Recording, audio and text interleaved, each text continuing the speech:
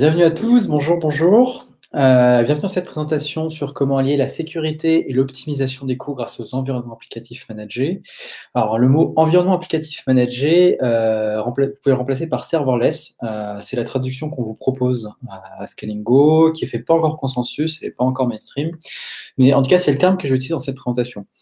La présentation est, j'ai du mal à faire tenir en 15 minutes, et j'ai 15 minutes, donc je risque de parler assez vite. Je suis désolé pour ça. On va commencer par simplifier. En simplifiant le titre, ce qu'on cherche, c'est aller plus vite, être plus robuste et être plus efficient avec les EAM. Donc EAM, environnement applicatif managé. Donc je suis Thomas Wickham, responsable commercial à Scalingo. Alors, j'ai beau être responsable commercial, en fait, je suis assez technique parce que ça fait 12 ans que j'ai fait tous les métiers de l'informatique, développeur, ops, consultant, etc. Mais je suis aussi commercial. Donc, si ce que je vous dis vous intéresse, si vous voyez comment appliquer des projets ou que vous cherchez, que vous dites comment est-ce que ça peut s'appliquer à mon projet, il y a mon email, bonjour@scalingo.com, vous faites mon équipe, contactez-nous, je veux vous parler. Donc, Scalingo. Scalingo, c'est une entreprise basée à Strasbourg. On a une antenne à Paris et une antenne à Lille. Ça fait bientôt 10 ans qu'on existe, parce qu'on a déjà 7 ans. Et c'est un peu un badge d'honneur pour nous, parce que dans le cloud, ça va très vite. La concurrence est féroce. Il y a des projets qui créent, qui meurent très vite, des centaines de millions qui s'évaporent. Et donc, nous, on est toujours là. Mais comme je vous ai dit, ça va très vite. Et donc, on a dû changer notre base plusieurs fois. Donc, quand vous allez sur Scalingo, vous êtes sur le cloud Scalingo, vous avez tout Scalingo. Mais nous, on a dû faire des bascules d'hébergeurs. Et on a choisi en 2019 Hotscale parce qu'on cherchait un acteur européen. Toute notre chaîne de valeur est européenne. Et ils nous ont montré leur excellence en termes d'infrastructure et d'opération. On a pu le tester, le pratiquer, le voir. Et donc, c'est à ce titre-là que Scalingo est invité au Cloud Days. On a créé un très bon partenariat. Nos offres sont très complémentaires. Mais vous ne le voyez pas si vous êtes sur Scalingo. On ne parle pas tellement d'Hotscale. Vous êtes sur notre cloud à nous. Bon, vous n'êtes pas là pour en parler de Scalingo. On va parler des EAM. Alors, j'aurais bien aimé vous sortir un Larousse, aller à E et puis dire, voilà, environnement applicatif managé, ça veut dire ça. Sauf que on est en informatique, les définitions vont plus vite que les frameworks JS parfois. Et donc, j'ai pas de terme tout de suite à vous donner. Donc, on va essayer de comprendre qu'est-ce que c'est qu'un EAM de plusieurs manières. D'abord par un contexte historique, puis après par qu'est-ce qu'on met dedans et comment est-ce qu'on le manipule. Et ça va nous permettre de comprendre c'est quoi un EAM, comment on s'en sert et pourquoi c'est absolument génial pour gérer votre système d'information, votre récit. Donc, je vous ai mis une image de Terrarium, on en reparlera. On va revenir en arrière, donc j'ai dit contexte historique, on va venir en 2013. En 2013, Yann Kliss, que vous avez peut-être vu dans la keynote, le CEO fondateur de Scalingo, faisait déjà des présentations sur les passes, l'Eldorado des développeurs. On était très en amont de la courbe à cette époque. C'était le tout début des Roku, de Cloud Foundry, d'OpenShift, vraiment dans des modes, des logiciels qui n'existaient pas du tout comme ils sont aujourd'hui, beaucoup plus primitifs. Et c'était la création d'Ansible, de Chef et Puppet, qui étaient les deux gros projets à l'époque de configuration management, et de Vagrant. Vagrant qui servait à l'époque à configurer l'installation de Docker. On ne parlait même pas de conteneurs, à l'époque on disait juste Docker, des images Docker. Et donc du coup, ces trois logiciels avaient trois approches différentes de l'automatisation de l'installation d'ordinateurs, de serveurs. Sur Ansible, on le fait par petites touches, en pointillisme. On n'écrit que ce dont on a besoin, et puis le logiciel va se connecter à la machine, appliquer les commandes qu'on lui a dit, et puis s'en aller. C'est très différent de Chef et Puppet, où c'est un gros manifeste, où on dit l'intégralité de ce qu'on veut qu'il soit spécifié, quel fichier doit être où, et les serveurs maîtres en fait de ces deux technos vont se brancher à différents serveurs et en paire continue assurer que ça correspond exactement au manifeste qui a été déployé. Et le troisième mode, c'était Vagrant. Donc Vagrant était fait à la base pour automatiser des clics et des interactions avec Linux pour compiler Linux d'une manière qui permettait d'avoir des Docker. Et en fait, on s'est rendu compte que ces modes d'interaction-là, on peut les utiliser pour d'autres choses. On peut les utiliser pour faire des images de machines virtuelles, des images par exemple VMware. Et donc, en fait, on peut avoir des images modèles, des golden images, et ces images modèles, on pouvait en fait les déployer dans le SI plus facilement en les spécialisant au tout dernier moment. Et donc, on a ces 3 approches de l'automatisation d'installation de serveurs, soit par petites touches, une connaissance partielle, celle d'Ansible, soit une connaissance complète, très pratique pour tout ce qui est conformité réglementaire, qui est celle de Chef et Puppet, et celle de Vagrant, où là, du coup, on a des modèles d'images. Et ces 3 approches ont des compromis différents, aucune n'est parfaite, mais elles coexistent, en fait. Et ensemble, elles permettent d'établir l'état de l'art des pratiques DevOps. Hein. Donc en 2013, on ne parlait pas encore de DevOps, c'est arrivé entre à peu près 2013-2015, c'était le tout début. Et la notion d'environnement applicatif, donc en anglais runtime, s'est construite progressivement à cette période-là. Et dans ces runtime, il y a 5 choses.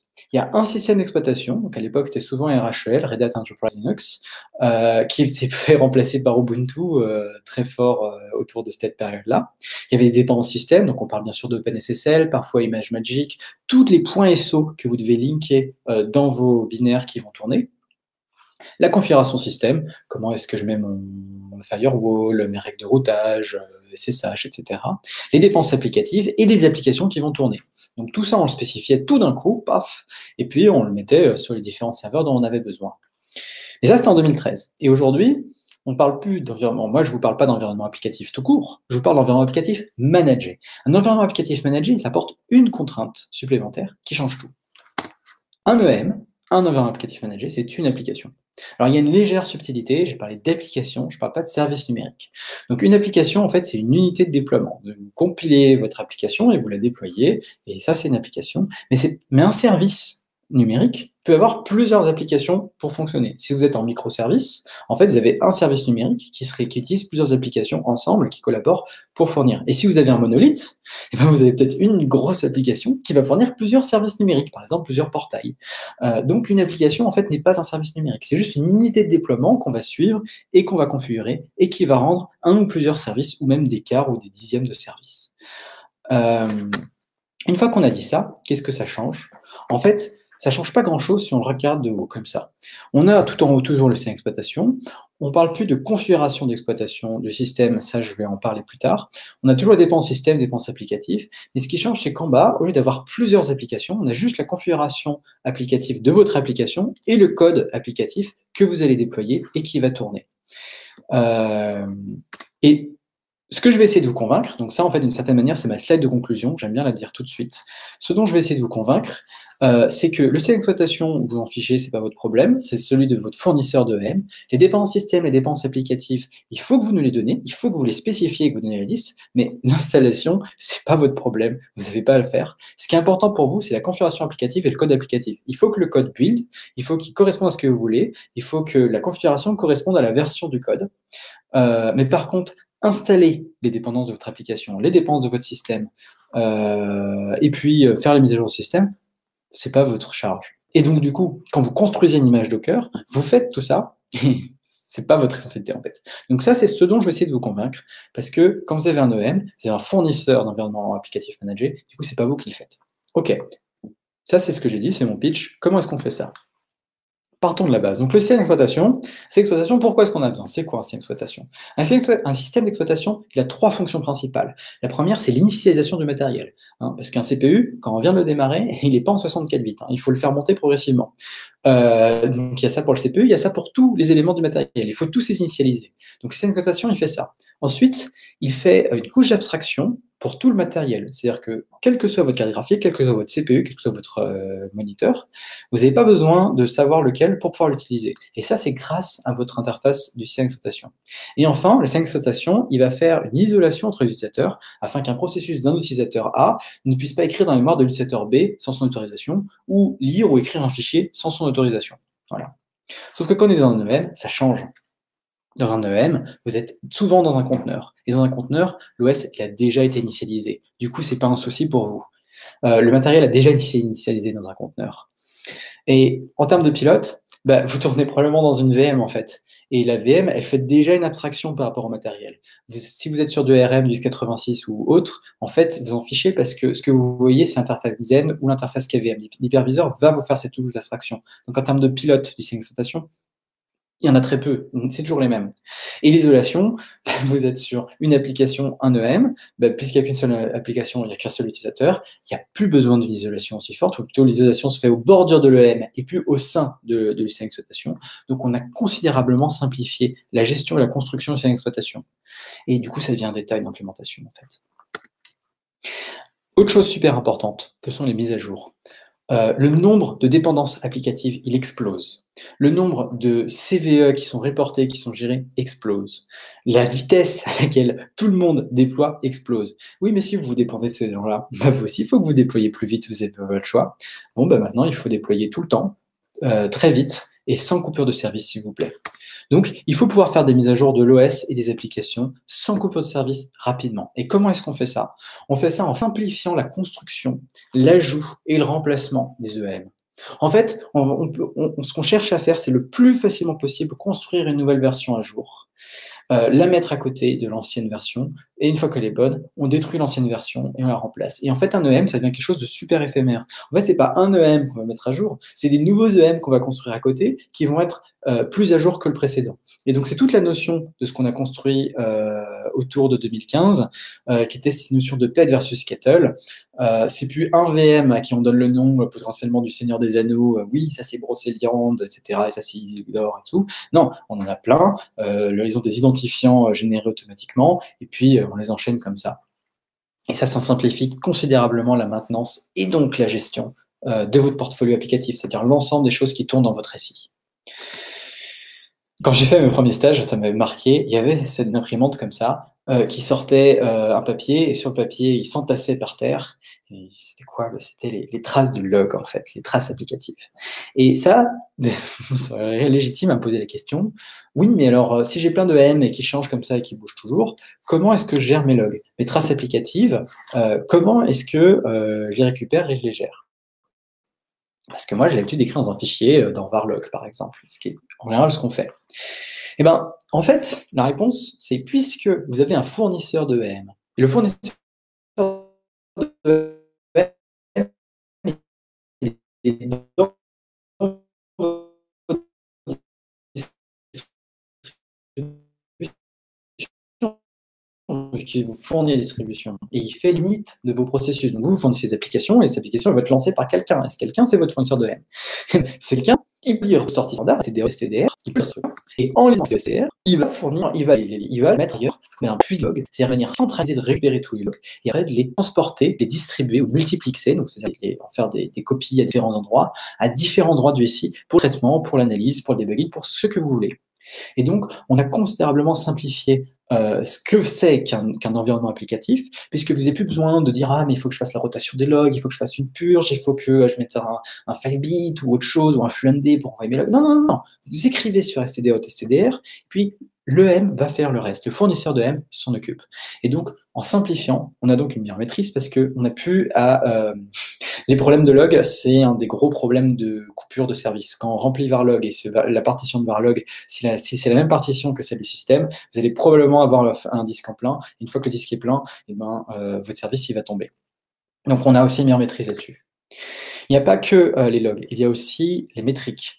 Et là, c'est exactement la même chose. Vous êtes dans le système d'exploitation fourni de votre fournisseur de M, qui va lancer vos processus, et puisqu'il est dans votre système d'exploitation, il peut regarder /dev, /proc et consort, et récupérer ces métriques système, récupérer les différentes choses que fait vos processus applicatifs, et donc les mettre à disposition de manière centralisée et les distribuer. Donc encore une fois, dans un EM, comme on a un orchestrateur qui s'occupe de ça, le suivi des métriques, il est pas gratuit, mais il est considérablement simplifié et allégé.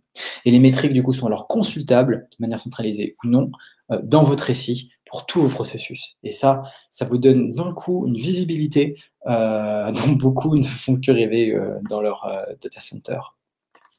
Et donc, vous avez aussi un meilleur contrôle. En voyant votre surplus de capacité, vous pouvez facilement réajuster, au contraire que vous êtes en manque. Il n'y a pas que les métriques. C'est bien d'avoir les logs, c'est bien d'avoir les métriques, mais c'est là, maintenant qu'on a des EM qui sont éphémères, qu'on va créer, qu'on va détruire, on a oublié la grande question. La plus importante, c'est comment est-ce qu'on stocke nos informations? Comment est-ce qu'on fait de la persistance, soit dans des fichiers, soit dans des bases de données? Et notre réponse, c'est on ne le fait pas dans le EM. L'EM, c'est le code, c'est l'application, c'est le muscle qui va lire, transformer et passer les données ailleurs. Mais le stockage est dans un service managé propre de stockage, un stockage objet ou un service de base de données managé. Et ce service de base de données managé ou de stockage objet a des problématiques propres qui sont différentes de celles du code, où là, il va y avoir une notion de sauvegarde, des certificats de connexion à faire tourner, des mises à jour de systèmes qui sont à un cycle de vie différent de vôtre, hein, parce que les mises à jour de PostgreSQL ou d'un Swift sont différentes de celles de vos codes.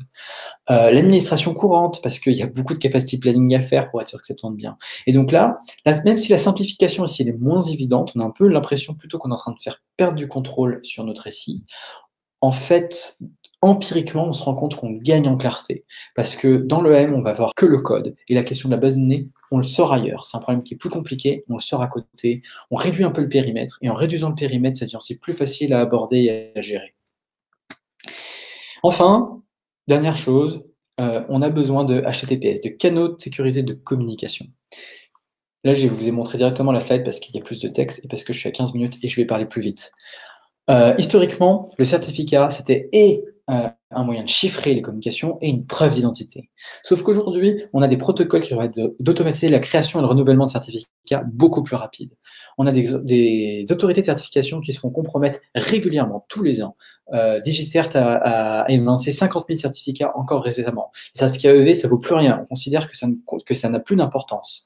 À l'inverse, les générations de protocoles, donc si on dit l'authentification et l'identification, on a des protocoles qui généralisent et qui sont de plus en plus accessibles. On a OAuth, OpenID Connect, etc.